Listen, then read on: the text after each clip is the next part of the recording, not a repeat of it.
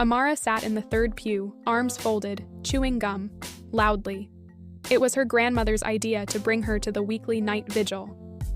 Maybe she'll encounter God, her grandma had whispered hopefully. But Amara? She was just there for the snacks afterward. As the choir began singing, people around her lifted their hands, tears falling, praying in tongues. Some shouted, some fell on their knees. And Amara? She snorted. "Y'all doing the most," she muttered. "This is just emotional hype." An older lady next to her turned slowly, eyes kind. Even Saul mocked, before he became Paul. Amara rolled her eyes so hard you could almost hear them. Halfway through the service, she stood up and walked out. As she left, she laughed. Prayer doesn't work. But 3 days later, everything changed. She was on her way to meet some friends when a speeding truck ran a red light. The crash was instant. She was rushed to the hospital, unconscious.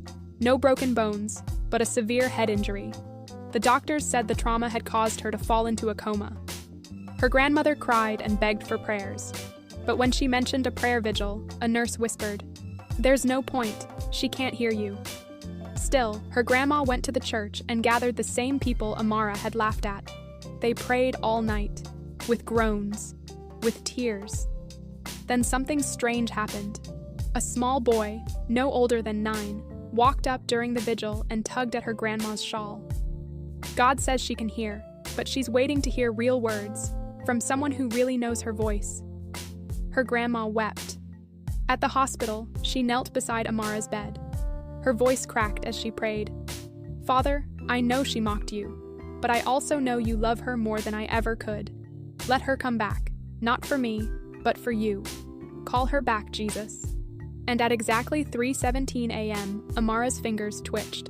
Then her eyes opened. Doctors were stunned. They called it a miracle. And then she spoke. First words? "Grandma, I heard everything." Silence. "I heard you praying at the vigil. I heard the little boy. I even heard myself, mocking." She broke down crying. From that day, Amara changed. Not because she was scared, but because God never gave up on her, even when she gave up on him. Even when you're unconscious to God, he's still conscious of you.